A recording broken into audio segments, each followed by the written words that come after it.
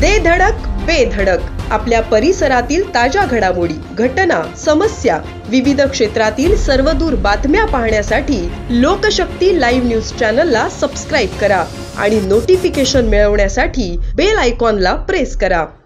विधानसभा निवडणुकीदरम्यान काही राजकीय पक्षांमधील वाद समोर येत आहेत। रायगडमध्ये शिवसेना ठाकरे गटाकडून शेतकरी कामगार पक्षाच्या उमेदवारांची निवडणूक आयोगाकडे तक्रार दाखल करण्यात आली आहे। उरण आणि पनवेल विधानसभा मतदारसंघातील अपप्रचाराबाबत ठाकरे गटाने निवडणूक आयोगाकडे धाव घेतली आहे।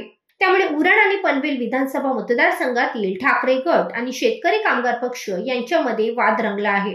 उरण विधानसभा मतदारसंघात महाविकास आघाडी आणि ठाकरे गटाचे उमेदवार मनोहर भोईर असताना शेतकरी कामगार पक्षाचे उमेदवार प्रीतम म्हात्रे महाविकास आघाडीतील नेत्यांचे फोटो वापरत असल्याचा आरोप करण्यात आलाय। या प्रकरणी ठाकरे गटाने निवडणूक आयोगाकडे धाव घेत तक्रार दाखल केली आहे। पनवेल मतदारसंघामध्ये देखील अशीच परिस्थिती आहे। या ठिकाणी शेकापचे उमेदवार बाळाराम पाटील हे देखील महाविकास आघाडीतील वरिष्ठ नेत्यांचे फोटो वापरत असल्याने ठाकरे गटाकडून तक्रार दाखल करण्यात आली आहे।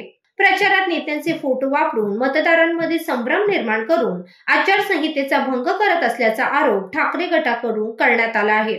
शिवसेना ठाकरे गटाने शेकापचे उमेदवार प्रीतम म्हात्रे आणि बाळाराम पाटील यांच्यावर कारवाई करण्यात यावी अशी मागणी केली आहे। अलिबाग येथे शेकापच्या उमेदवारांना ठाकरे गटाने पाठिंबा दिला आहे, तर उरण, पेण आणि पनवेल येथे शेकापने तसेच ठाकरे गटाने देखील उमेदवार दिले आहेत। त्यामुळे या मतदारसंघामध्ये ठाकरे गट आणि शेकापमध्ये सामना रंगला आहे।